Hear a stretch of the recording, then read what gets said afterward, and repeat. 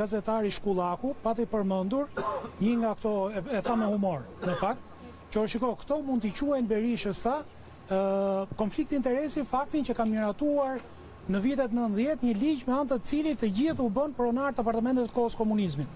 Ai tha me të qeshur, do t'i që e kishin futur këtu prokurorët, kemi qeshur me të madhe. Prokurorët në mënyrë që të përpiqeshin të kishin mundësi se ku të kapeshin, thonin që zoti Maltezi mas vitit 92 kur u bë Berisha president, filloi të merrte të drejta pronësore, pra u bë pronar apartamenti. Ka kaq shumë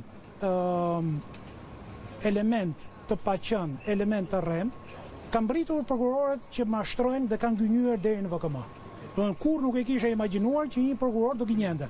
Por kur arrin gënjen deri tek përmbajtja e VKM-s, tu mund të shikohet se sa të nënshtruar politikisht janë.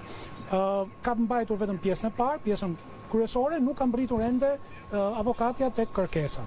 Më pas do vijojnë në datë 12 janar, besoj do mbaroj avokatët e zotit Berisha, pastaj do fillojnë avokatët tonë të kërkesat për prova. Kemi me qindra prova, por natyrisht një nga kërkesat kryesore para fare është që t'jetë Edi Rama. Ka 8 firma në këtë proces, ka 3 herë ka ndryshuar destinacionin, ka 20 zona sportive Tiranës që i ka kthyer në zona banimi dhe prokurorët nuk kanë guxuar ta pyesin. Zotin Rama e ftojmë të bëhet gati se do pyetet edhe për arkitektin se kush e ka caktuar.